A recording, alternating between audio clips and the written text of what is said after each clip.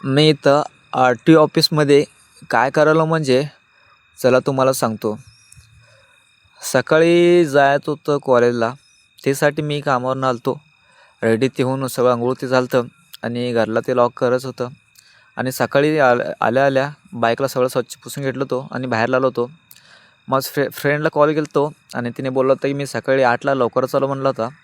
मग ठीक आहे म्हणलं. मग मी निघालो 9:30 वाजता कॉलेजकडं. आणि आमचं कॉलेजमध्ये उद्या फंक्शन आहे. ते काय तुम्हाला उद्याच्या व्हिडिओमध्ये दाखवतो.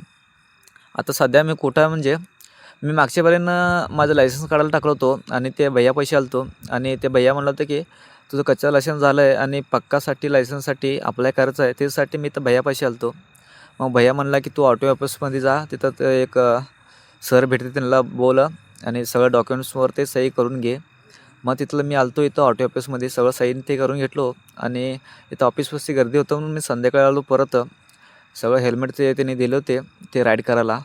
मी इथं आलो आणि ते सर अजून आलो नव्हते. त्यासाठी मी इथं वाट बघत होतो आणि भेटू नेक्स्ट व्हिडिओमध्ये.